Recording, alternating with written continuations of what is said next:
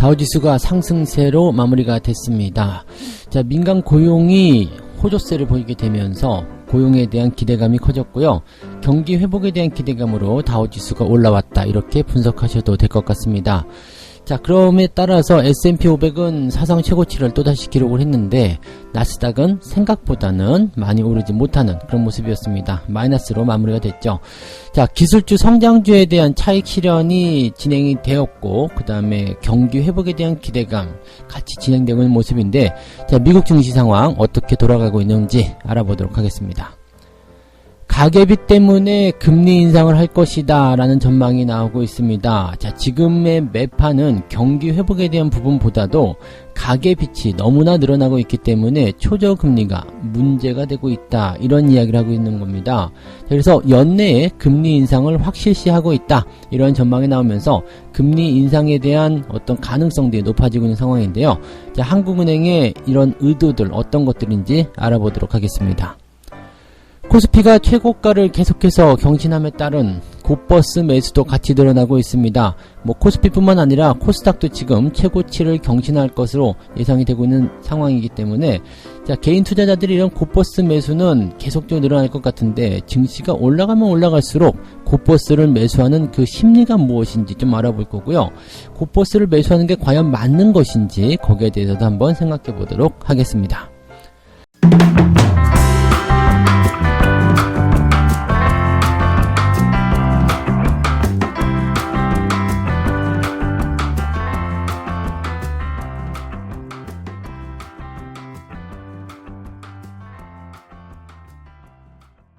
네, 반갑습니다. 자, 오늘은 7월 1일입니다. 드디어 7월이 또 시작이 됐네요. 하반기의 시작. 자, 오늘을 또 잘 만들어내야지 하반기가 또 즐거운 그런 시기로 만들어지지 않을까 생각합니다. 자, 첫 단추 잘 꿰는 그런 멋있는 하루를 만들어 보시기 바라고요. 자, 오늘 시황 시작하도록 하겠습니다. 자, 미국 증시 상황 보시면은요, 다우지수가 0.6% 상승으로 마무리가 됐습니다. 나스닥도 변동성을 많이 보이긴 했습니다만, 마이너스 0.17%입니다. 크게 하락하지 않았고요. 자, 장 초반 대비해서 대체적으로 좀 올라오는 분위기로 마무리가 되었다, 이렇게 보실 수 있겠습니다. 다우지수도 시작은 마이너스였거든요. 근데 장 마감 때까지 꾸준하게 올라가면서 플러스 국면이 유지하게 됐고요. 나스닥 같은 경우는 마이너스가 좀 많이 크게 하락폭을 좀 키운 상태에서 시작했는데, 역시 장 마감 무렵에서 플러스 국면이 조금 더 유지가 됐다고 보시면 되겠습니다. 그래서 올라오면서 끝났기 때문에 마이너스가 나왔다고 하더라도 분위기가 나쁘진 않았다 보시면 되겠고요.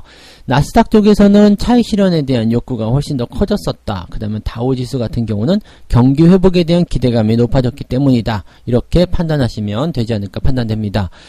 자, 그럼에 따라서 S&P 500은 최고가로 마무리가 되면서 시장의 분위기를 계속 좋게 만들어 가고 있는데, 자, 그렇다면 오늘 시장에 대한 재료들 어떤 것들이 있는지 하나씩 보도록 하죠.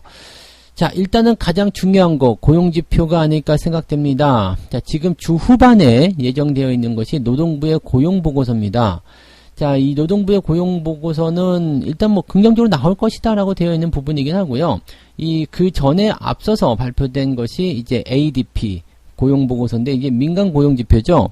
자, 이게 이제 69만 2천 명 정도 증가했을 것이다 라고 되어 있습니다. 민간 부문에 대한 고용이 69만 2천 명, 70만 명 정도 된다는 얘기죠.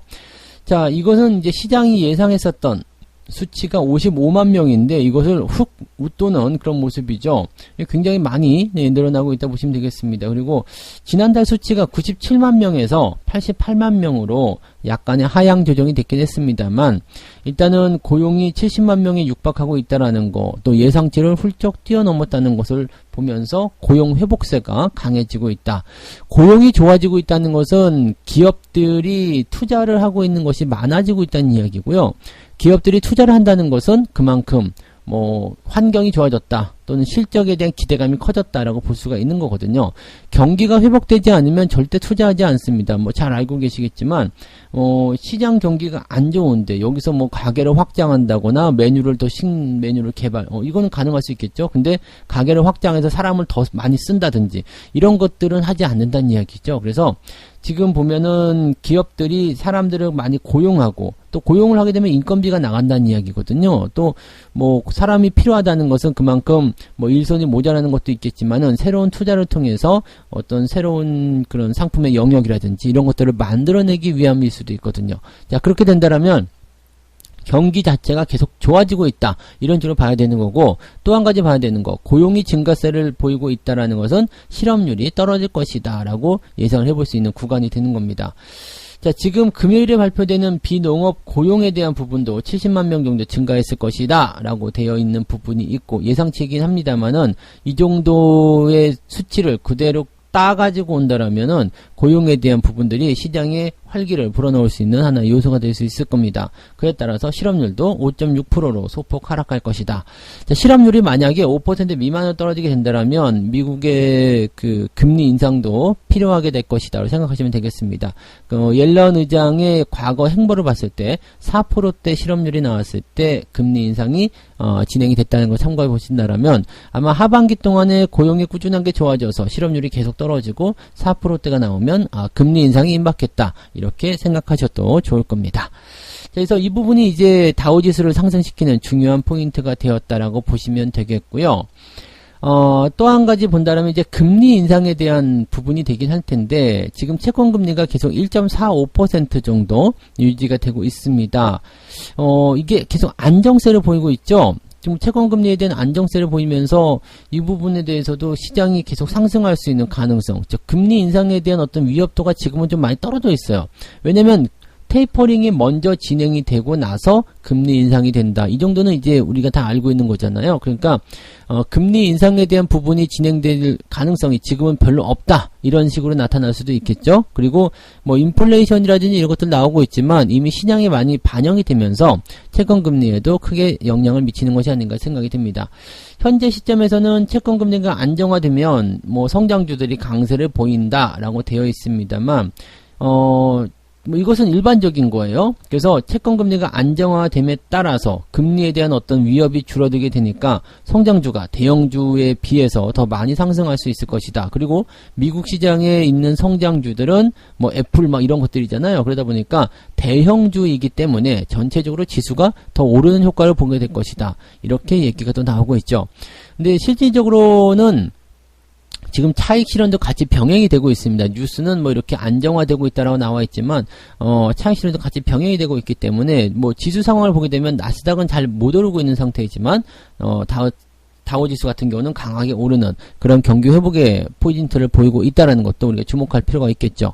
다만 이제 나스닥 같은 경우는 사상 최고가를 계속 경신해 왔었던 상황이기 때문에 뭐 오르지 못했다라고 보긴 좀 그렇죠. 계속 올라갈 수 없기 때문에 또 오르고 내리고를 반복하는 상황들. 그래서 성장주에 대한 차익 실현이 나오고는 있지만 주가 상승은 계속될 수 있다라고 생각해 보시는 것도 괜찮을 것 같습니다. 자, 또 한 가지 지금 연준 내 대표적인 매파로 통하는 이 로버트가 무슨 말을 했냐면 이 로버트는 이제 댈러스 연방 준비은행 총재입니다. 이 사람이 연말이 오기 전에 테이퍼링 시작해야 된다 이런 얘기를 하고 있고요.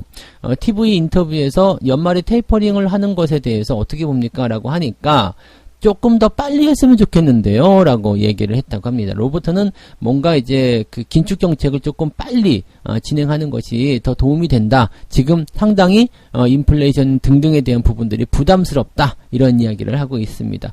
자, 일단 뭐 연준 위원들의 이런 소수 의견들이 계속해서 나오고 있다라는 것에 대해서는 우리가 다 알고 있는 부분이고요. 테이퍼링이 올 연말 또는 이제 내년 연초 그 시점을 기점으로 해가지고 나오게 될 것이다 정도도 우리가 생각하고는 있어야 되겠습니다. 자, 근데 이런 것들이 모두 다 경기 회복에 따른 그런 어떤 조치들이기 때문에 경기가 좋아지고 있다는 것에 또 주목을 하게 된다면 거기에 맞는 전략들을 세우셔도 될 것 같아요. 시장이 뭐 폭락을 한다거나 하락을 한다거나 그게 추세가 바뀔 만한 이유는 없습니다. 그래서 경기 회복에 일단은 초점을 맞추시고 흐름들을 계속적으로 가져가시는 것이 유리하다 이렇게 보시면 되겠고요. 대신에 너무 올라온 종목들은 차익 실현의 욕구가 나올 수 있기 때문에 그에 따른 부담감 정도만 생각하시면 될 것 같습니다. 살살 조심해서 가시기 바랍니다. 고점 지옥 저점 천국 오랜만에 여러분들 다시 한번 상기해 보시기 바라고요. 저점에 있는 종목들은 문제없지만 고점에 있는 종목들은 언제든지 차익 실현의 위험도에 노출될 수 있다는 거 꼭 생각하시기 바랍니다. 자, 두 번째 이야기 가겠습니다. 한국은행에서는 연내에 금리를 인상하겠다. 약간의 공식화된 이야기죠. 그래서 실제적으로 금리 인상에 대한 시점 언제냐, 그 다음에 그 속도는 얼마나 빠를 것이냐에 대해서 관심이 높아지고 있습니다. 실질적으로 이제 5월달 정도에 나온 그 얘기만 들어본다면 연내 인상은 경제 상황을 보면서 고려해야 합니다. 라고 조건부 인상론을 내걸었었는데 지금 6월달 같은 경우는 연내 금리 인상 당연한 거 아닙니까? 라고 얘기를 하고 있습니다. 그래서 지금 한국은행 내에 있는 그 위원들의 매파가 조금 더 이제 강한 그런 모습을 보이고 있다라고 보시면 되겠습니다. 근데 이게 되게 재밌는 게요. 물가에 대한 부분들, 즉 인플레이션 이런 것들에 대한 부담감 때문에 금리를 올리겠다 이런 것이 아니에요. 그래서 어떤 내용이냐면 지금 가계부채 때문에 금리를 올려야 되겠다 이렇게 얘기를 하고 있는 겁니다. 가계부채가 계속 늘어나고 있는데 이 가계부채에 대한 내용들은 지금 금리가 너무 낮기 때문이다. 이렇게 얘기를 하고 있는 부분이거든요. 금리가 낮기 때문에 돈을 많이 빌려 썼고 돈을 많이 빌려 쓴 것이 이제 가계부채 쪽으로 들어갔다. 이렇게 얘기가 된 부분입니다. 그래서 금리를 올리면 가계부채가 줄어들게 될 것이다. 자, 이런 얘기가 나오는 건데 지금 여기 대해서 뭐 걱정거리도 당연히 나올 수밖에 없겠죠. 네. 지금 지난해부터 늘어난 그 가계부채에 대한 내용들을 보게 되면 작년 말부터죠. 급격하게 이제 가계부채가 늘어나기 시작했는데 이 투자 자산들이 늘어나기 시작하면서 문제가 되기 시작한 것 같아요. 지금 주식, 부동산, 뭐 코인 등등이겠죠. 그래서 이 자산 가격에 대한 거품에 대한 우려가 한국은행의 태도에 영향을 많이 주었다라고 되어 있습니다. 과거에는 이제 통화위원회에서 주시하는 것이 이제 물가의 상승, 물가가 너무 오르기 때문에 시중에 있는 돈을 좀 걷어들여야 된다라고 되어 있지만 지금은 초저금리에 대한 부분으로 지금 뭐 투자를 하지 않으면 뭔가 수익을 낼 수 없다라는 그런 인식들이 늘어나기 시작했잖아요. 지금 은행에 맡겨도 1%밖에 안 돼. 왜? 금리가 낮으니까 1%밖에 안 되는, 또 세금 떼면 1%도 채 못 받는 그런 상황에서 누가 예금을 하냐는 얘기죠. 또 한 가지. 투자를 해야 되는데 당장은 돈이 없어요. 근데 금리가 낮아. 그러니까 돈을 빌려가지고 투자, 즉 주식이든 뭐 코인이든 부동산이든 투자하게 되면 얘네들이 최소한 2%보다 또는 이자 비용보다 더 많이 수익을 준다. 이런 식의 이야기가 나오는 거죠. 그러다 보니까 투자 자산들이 많이 늘어나기 시작했고 또 가계 부채가 증가하기 시작하면서 여기에 대한 문제가 생기기 시작했다라고 되어 있습니다. 그런데 여기서 이제 금리를 올리게 되면 말이죠. 어떤 문제가 일어나게 되냐면 돈을 많이 빌렸잖아요. 근데 대부분이 변동금리란 말이죠. 기준금리가 움직임에 따라서 같이 금리가 움직이게 된다는 얘기죠. 어떤 금리가요? 대출금리가. 그래서 돈을 많이 빌렸어요. 그런데 투자를 했는데 아직 수익이 나지 않아. 왜냐면 뭐 삼성전자라는 이런 것들에 투자를 많이 하시는 분들이 많을 거 아니에요. 그런 쪽에 투자를 했는데 수익이 나지 않고 손실이 나와 있는 상황이에요. 그런데 여기서 대출금리마저 늘어난다. 내가 뭐 손실이 났다고 해서 대출금리 깎아주는 건 아니잖아요. 그러니까 이런 부분이 됐을 경우는 가계부채의 어떤 위험도가 더 늘어나는 것 아니겠느냐, 이렇게 걱정거리가 생길 수도 있습니다.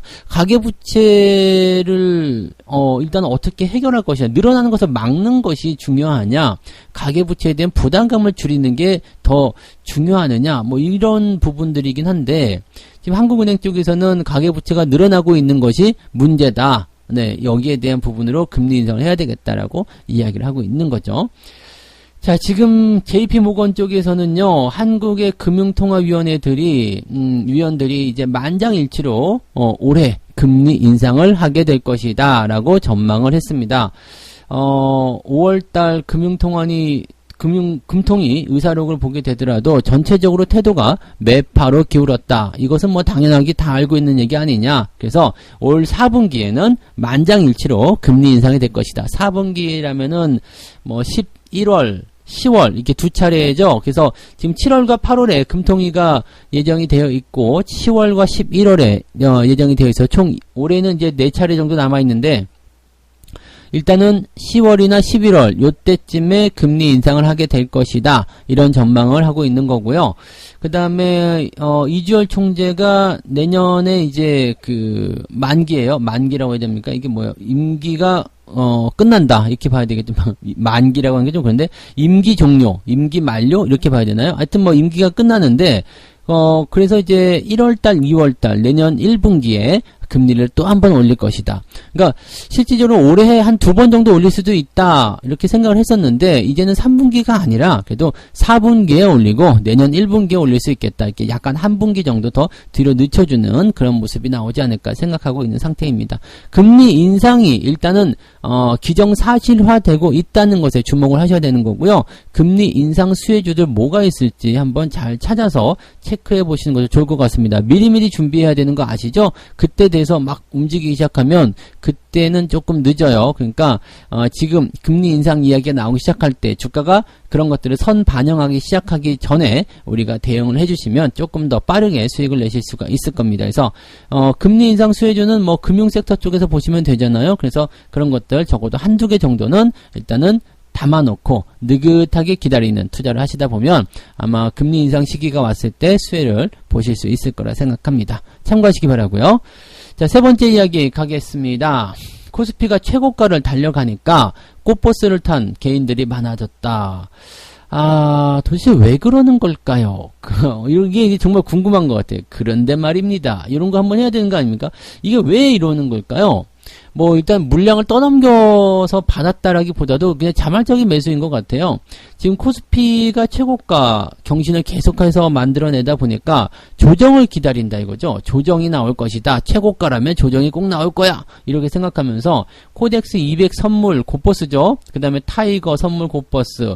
이 곧버스에 많이 투자를 하고 있는 사람들이 많고요. 이번 달 들어서만, 그러니까 6월 달이라고 봐야겠죠. 6월 달 들어서면 이제 곧버스 ETF를 순 매수를 했는데 이게 3천억 원이 넘었다는 얘기예요. 3천억 원. 이게 5월 달에는 네 300억도 채 되지 않았다라고 되어 있는데 지금 6월 달에는 지금 3천억 10배가 넘게 나왔다. 야, 어마어마하네요. 지금 6월 1일부터 29일까지 곧버스를 매수한 것들 살펴보니까 순 매수 규모가 지난달에 5월 달에 네 236억이었는데 지금 6월 달에는 3천억이 넘어갔다. 그 중에서도 이제 뭐 지금 삼성전자는 또 1조 원대 매수, 카카오 1조 원대 매수, 포스코 4천억대 매수. 와, 엄청나게 매수를 했는데 카카오는 그래도 재미를 좀 보셨을 수도 있겠는데 이게 막판에 쏟아진 매수라면 굉장히 문제가 좀 있을 것 같기는 해요.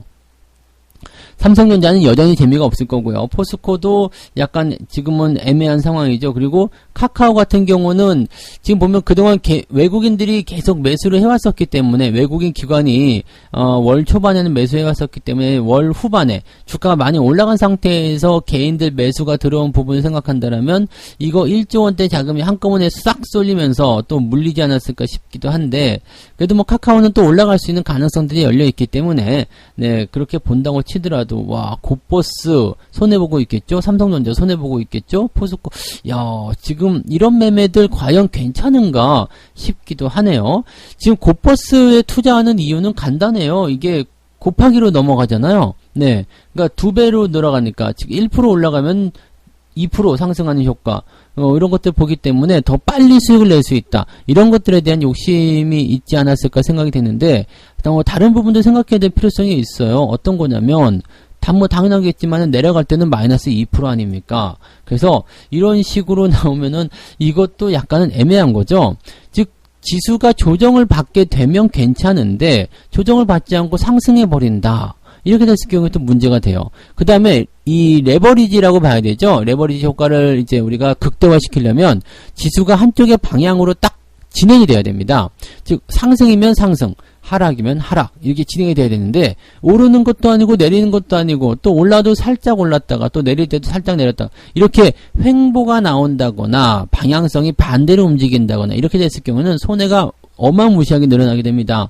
뭐 만약에 내가 고버스를 샀는데 지수가 계속 상승했어. 그거는 당연히 방향성이 반대로 되기 때문에 2배의 손실을 보는 것은 당연하겠죠. 근데 횡보를 하더라도 문제가 됩니다. 이게 올라갔다 내려갔다 제자리로 돌아온다고 하더라도 고버스는 손해를 보게끔 되어 있어요. 왜냐면 올라갈 때는 2%지만 내려갈 때도 2%잖아요. 그래서 올라갈 때는 뭐 100원짜리가 뭐 10% 올라서 110원 그렇게 되지만 이게 다시 마이너스 10%를 만들어서 이게 100원으로 다시 돌아간다고 하더라도 나는 110원에 마이너스 2%가 떨어지게 되거든요. 그래서 나는 손실을 보게끔 되어 있습니다. 이게 횡보가 계속 거듭돼서 오르고 내리고를 계속 똑같은 속으로 반복하게 되면서 기초자산이 그대로 유지가 된다고 하더라도 나는 손해가 점점 커질 수밖에 없는 그런 상황이 벌어지게 됩니다. 그렇기 때문에 이런 상황이 됐을 경우에는 역시 손해를 볼 수밖에 없는 상태가 벌어지게 되는 거죠. 그래서 레버리지 효과를 볼 수 있는 이런 고버스라든지 또는 레버리지 이런 것들은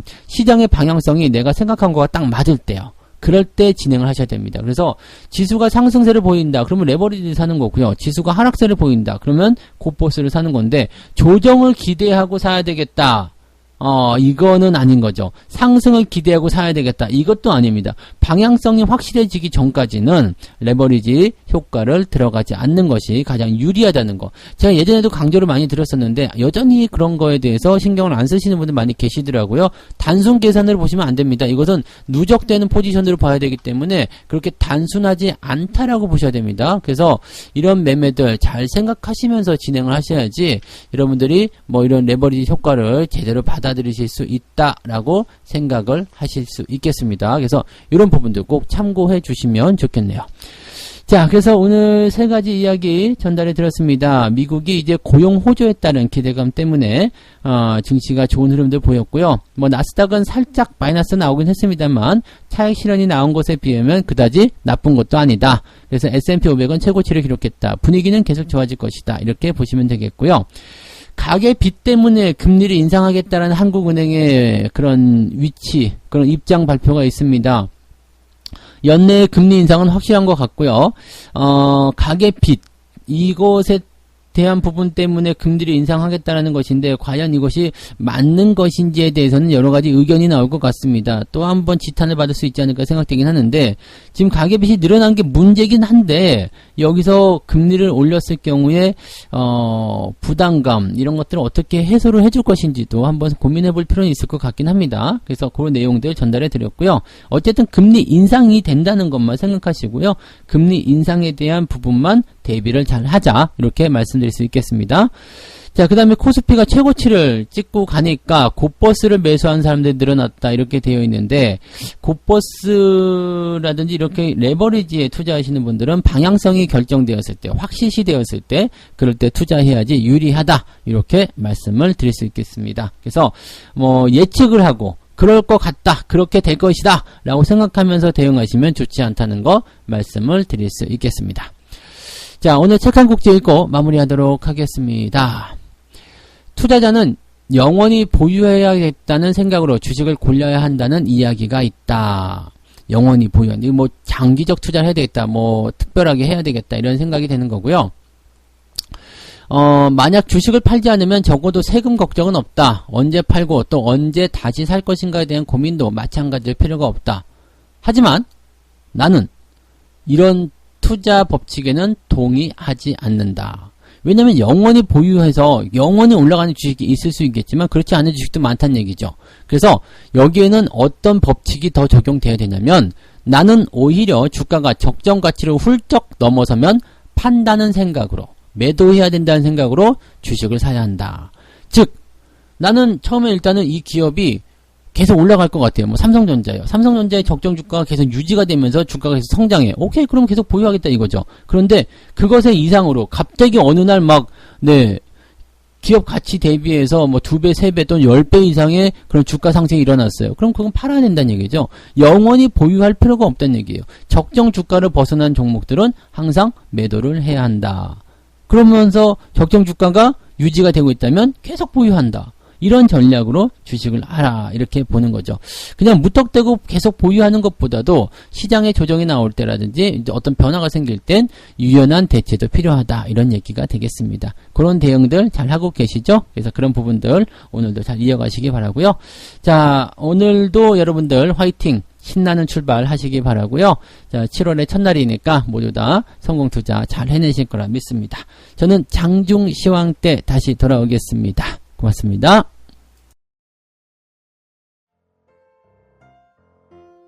본 방송에서 제공되는 모든 정보는 투자 판단의 참고 자료이며 투자의 최종 책임은 본 방송을 이용하는 본인에게 있습니다.